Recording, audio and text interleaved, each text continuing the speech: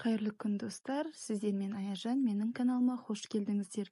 Бүгін сіздермен балықты қызартып, жұмсақ қуырудың құпиясымен бөлісетін боламын. Алдымен тазаланған балығымызды кесіп алатын боламыз. Өзімізге қорғанға ыңғайлы етіп кесіп аламыз. Алдын ала қабыршақтары, сыртындағы ішек қарыны тазаланған болатын. Осылай бөліктерге бөліп аламыз.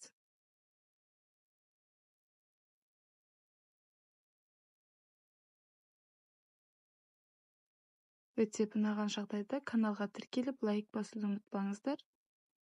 Алдағы уақытта жеңіл, оңай рецепттермен бөлісіп отыратын боламын.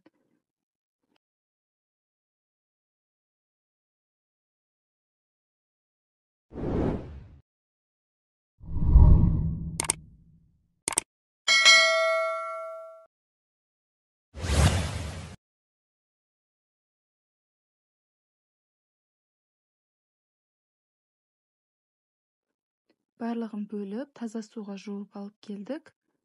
Енді тұз салып, азғана тұз салып, жақсылап араластырып, бетін салафанмен 30 минутқа жауып қоятын боламыз, тұзы жақсы сіңуі үшін. Енді балығымызды қуыратын клярын дайындаймыз. Бұламық десек те болады. Суға жұмыртқаны салып, ұн салып, жақсылап араластырамыз.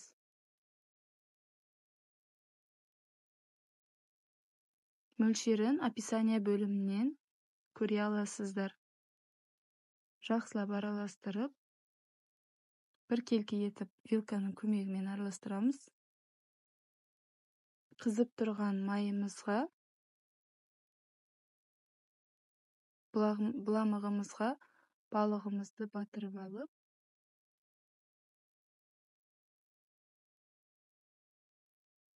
қуырып алатын боламыз.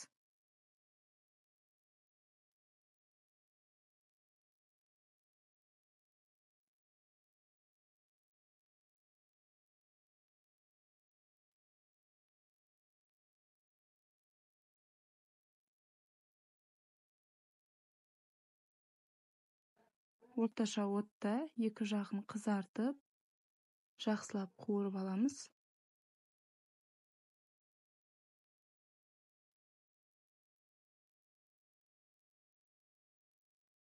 Осылайша барлығын қуырып аламыз. Мінекей қып-қызыл, жұмсақ, дәмді балығымыз дайын болды.